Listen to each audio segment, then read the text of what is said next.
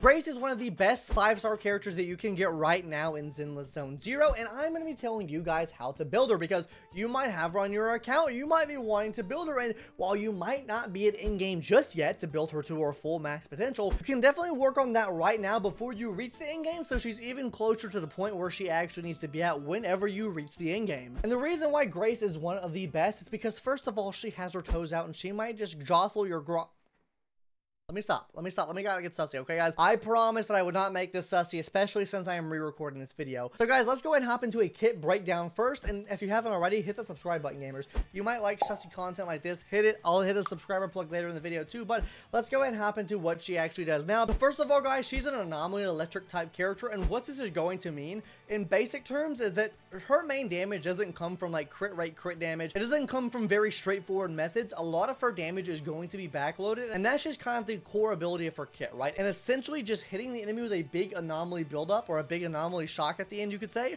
So let's go ahead and talk about what the main thing that drives this is. First of all, her core skill. This is something that you should be leveling up on every single character that you have in the game. This is where their main ability gets leveled up from, right? The main thing that they're known for is going to be leveling up based off this core skill. Not to mention you are getting pretty big stat increases from leveling this up as well. For her core skill, by upgrading it, you're getting increases from both anomaly mastery and her attack, which both play into how much anomaly she's able to build up and damage she's going to deal from that anomaly. If you don't know what anomaly is, guys, basically what I mean by building up the anomaly and putting shock on that means basically a dot, right? You hit one big reproc dot at the end whenever you build it up. I guess a closer comparison would be breaking someone's shield in Honkai Star Rail, but you can consistently build it up and keep reprocking that ability. And as a basic breakdown of what this core skill is going to be doing, it's increasing the amount of anomaly buildup you do to the enemy, which then in turn allows you to shock the enemies more often, which means you're getting more DPS out of her because you're able to proc that off more. Now, something else that this core skill is going to do, if you're playing with another Bellabot construction worker or a shock type unit, whenever you use her EX skill, it's actually going to be increasing the amount of shock damage that enemy is going to be taking, and it stacks up to 2 times, which is really nice. This doesn't get upgraded from leveling up the core skill. This is like kind of the passive that she has built into her kit, but it's going to be really nice, especially if you're pairing her in with an Anton, which we'll talk about teams a little bit later in the video. Now let's go ahead and talk about the second most important thing to level up, and that is going to be her special attack. Her special attack is literally the thing that you're going to be using most of the time when using her, right? This is what procs her anomaly buildup. This is what procs her shock. You're going to be using this ability basically every couple of seconds, even when you're not using the EX skill, which again we'll talk about later in the video when we talk about how you should effectively be playing Grace. But just know that this is the second most important thing to level up. If you want to read all the jibber jabber, it's over here on the side. Read it for yourself. The basic breakdown though is it gives you more anomaly buildup, which means more damage for her. And those are the main 2 things that you want to make sure you upgrade. Now, if we want to hop into the more niche things, her ultimate or chain attack can also be upgraded as well. Now, if she's being used as the main DPS, then you would probably want to use her ultimate attack on her. But if you're using someone like an Anton on the team, probably not the best to use her chain attack, or I guess the ultimate move you have on her. She is just really good for like AoE situations, right? So if there's a lot of mobs on the field, you pop her ult, or you just swap into her for a chain attack, she's gonna throw grenades out everywhere and damage all the enemies on the field. It's not a must upgrade. It's probably good to level up like halfway. You don't have to take this all the way up unless she is your main DPS like I mentioned before. And then another not must, but nice to have is basic attack as well. This is okay. It provides some more front-loaded damage. A lot of her damage is back-loaded though, so this will give you some extra upfront damage and some extra damage in general just to help clear things faster, but not necessary at all to upgrade. Her cost to build is actually really small. When we talk about her disk drives and W engines later, that'll add on more to her case of how free to play she actually is. But like I said, focus on special attack, focus on core skill. Those are the main 2 things you need to focus on. Now with that out of the way, let's go ahead and talk about her best in slot W engines now, which are the weapons in this game. What are her best weapons? Her best weapon is going to be the fusion compiler because first of all, this is going to be giving you an attack buff, and on top of this, whenever that character uses a special attack or EX attack, you'll be increasing her anomaly proficiency by 25, and that can stack up to 3 times, and that you basically get this up immediately. This is basically infinite uptime on this, right? Infinite 75 extra anomaly proficiency is going to be absolutely huge for her. But if you don't have that, the next best option is going to be, I didn't troll you there. Look at this thing. That's what it looks like, and that's what I'm going to be doing to Grace's toes after I promised I wouldn't be sus. I'm sorry. Anyways, let's go ahead and talk about what the Electro Lip Gloss does. Why would they make this up? This thing is just too sexy for me to handle, right? Every time I see it with those plump little lips, I just want to... Basically, what this is going to be doing is giving her infinite uptime on an attack and damage bonus, because whenever the enemy is afflicted with an anomaly, you get this. And with her there, you're always going to get this. So this is going to be the second best installed option for her. If you don't have these two though, her other two options here are completely free to play options actually. So her third best installed option is going to be the Weeping Gemini, which you can actually buy from the store in game. What this is going to be doing is increasing the anomaly proficiency of your ally by 30. Basically, every time a squad member, including yourself, inflicts an attribute anomaly onto a character, right, or onto an enemy, right? So you're going to be having this up a lot. Now, it does reset every time you kill an enemy, or that enemy gets stunned or recovers from a stun, I guess you could say, right? So if you're on a boss, right, you can't really infinitely stack this. Once they get stunned, you have to rebuild this back up, which with her is really not an issue. So you're at least going to be getting 30 to 60 up at all times with her, which is absolutely massive. 60 anomaly proficiency is going to be absolutely huge for her. Now, the final option is going to be Alpha. Yeah, that's just me, I know. But no, for real, it's called Alpha. Magnetic Storm Alpha. That's going to be a B rank one that you can have. Maybe you didn't build the one, the W engine shop. Maybe you built your A rank for someone else, right? But this is another good option you can run, guys. Basically, what this is going to be doing is increasing your anomaly mastery by 25 for 10 seconds. It does have a 20-second cooldown, so you're going to have 10 seconds without it at some point, which, it's okay. It's okay. It worked.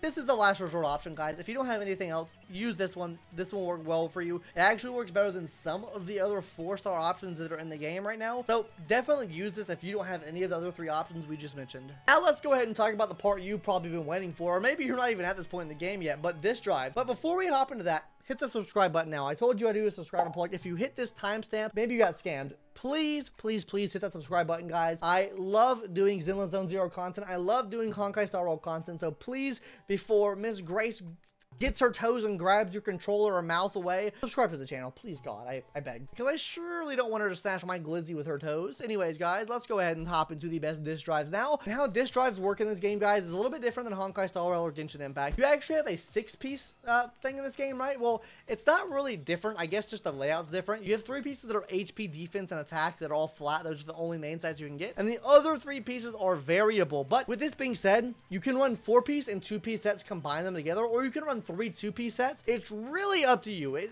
works the same way. It just looks a lot different, right? You just don't have like the 2-piece planar ornament set in this game, right? Where it only gives you 2-piece effects. Every set in this game has a 4-piece effect. Now, if we're talking about what the best 4-piece set for her is going to be the blue set. Now, the blue set is going to be super good because first of all, it's going to be increasing your anomaly proficiency. On top of that, it'll be decreasing the resistance the enemy has to anomaly. So this means you're building it up faster as is, and you're dealing a little bit more damage as well because you're bringing that resistance down a little bit. And as far as that 2-piece set, I would run Jazz here because it's going to be giving you energy regen, which makes that EX attack so much easier to get. But let's say for some reason you didn't have this, right? You didn't want to farm this setup because maybe you wanted to farm the Thunder Metal setup, which actually allows you to get the Sunset as well. So it's actually not a very bad set to farm, honestly, especially if you're early game. You're getting a lot more bang for your buck this way. But this set can work as well. A 4-piece Thunder set, which gives her an attack bonus based off the enemy being shocked, which she'll always be doing. So you are getting some pretty good value out of this because you are getting like a damage buff proficient with her. On top of this, you're farming another stun set as well. So I guess the main thing here is if you have an Ellen, maybe the Freedom Blue set is good to farm because then you'll have Grace and Ellen and both of them can take use of both sets. But overall, you're always going to need a 2-piece Jazz because Jazz just gives you energy regen, which is going to be super effective for her. So yeah, these are the sets that I recommend. Now let's go ahead and talk about some of those main subs and not recommended sets. I'll get to my reasoning why on that in a second. So guys, first of all, for the main sets, like I mentioned before, the 1, 2, and 3 slots have set stats of being HP, defense, and attack, but the 4, 5, and 6 do have variable stats. So starting off with the 4-piece right now, you're going to be wanting to get anomaly proficiency, so you're able to build up the anomaly faster. For the 5-piece, you're going to be wanting to get either electric damage or pin ratio. Either one works here. There's not much of a damage difference, so either one you can get slots in really well here. And then for the 6-piece slot, you're going to be wanting to get anomaly mastery. There's not really any flex between these slots right here. She does play into the anomaly niche, so you do kind of need that to work there, right? Like maybe with another DPS, right? You could run an attack percent stat and it works fine. With her, you kind of do want this because this literally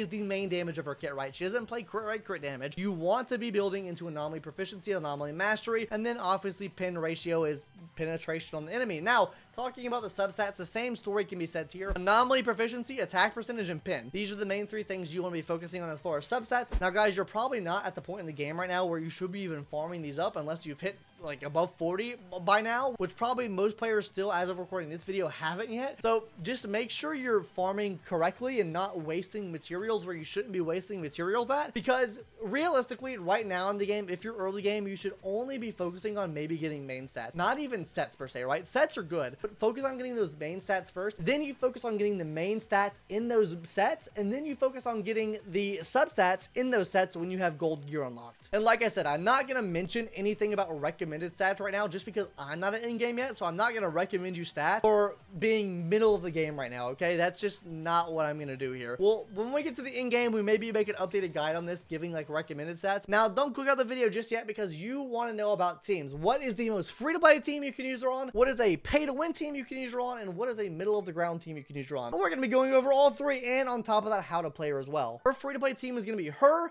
Anbi, and Shokaku. You can literally get all these characters for free. The Electric Bang Boo is an A rank Bang Boo. You're going to be able to proc her passive ability off because you do have Anbi on the team. Anbi also assists in breaking the enemy as well, which is going to be really nice. And you're getting that shock bonus like I mentioned before with the team. Shokaku gives you an attack bonus, which will inherently increase everyone's damage on the team as well. So this is just going to be a really great free-to-play team that you can run here. Now, her most pay-to-win team, which is going to be herself, Anton, and Rena. I don't have Rena, but Rena is going to be the support character for this team. Anton's going to be your main DPS because he does reproc that shock damage, and then Plug Boo is going to be your S rank Bang Boo you run here. Now, what do I run? Because I don't run this team, I don't have Rena. Rena is super powerful for this team, but if you don't have her, then you can't run it, right? Me, personally, what I run is I either run Grace, Anton, and Anbi, or I run Grace, Anton, and Shokaku. Both can take use of Anbi and Shokaku pretty well. I personally probably would run Shokaku more just because she does give that extra buff to the team, the attack buff, which increases your overall damage, but that's the team that I use. With the Plug Boo, I made sure that was my guaranteed Bang Boo there, so I did choose that and use that. Now, let's go ahead now and talk about how to play her, right? You guys notice she has these little stacks up here, which are like these little battery things, and these are called zap stacks, right? Now, how you play her, guys, is very sweet, very simple. Basically, you use your special attack every single time this meter fills, right? Even if you don't have your EX skill, you use this still to inflict more anomaly buildup on the enemy. So a basic combo that you can use for her is probably going to be basic attack, wait till those zap markers fill up, special attack, basic attack, special attack. Keep doing that until the enemy is shocked or you have your EX skill. Then you throw your EX skill on them and then change characters. Literally, that's it. And yes, I know it sounds simple, right? Oh, just use your attack and special skills. But most people, for some reason, don't like using their special skills until their EX move is charged. I don't think that's the case here, right? You should be using her skill before her EX move is even charged up, just because you'll be able to shock the enemies more often. And that's what a lot of people make the mistake on with her, right? You lose a lot of DPS because you're not using your special skill. You're instead waiting for that EX skill, when with her, that's not the case, right? Sure, her EX skill does do damage, but you're still, it's not like you're using energy by using the special attack, right? So you want to make sure every single time this bar is full, you hit your special skill. Even if it's not EX, hit it. Anyways, gamers, that's going to do it for today's video. Let me know if there's anything that I can do to change in this video to make it more efficient and better for you to watch anyways. I would love to hear your criticism in the comments down below, because this is a pretty different game from Honkai Star Rail, believe it or not. Oh, wow. An action RPG different from a turn-based? Wow-wee. But yeah, let me know if I can structure these videos any better. I would love to hear what you guys think in the comments down below. Subscribe if you haven't already. Join the Discord too. We sometimes do giveaways in there, yippee yippee, and then we also talk about games and stuff in there as well. So anyways, guys, that's gonna do it. I hope you enjoyed, and I'll see you in the next one.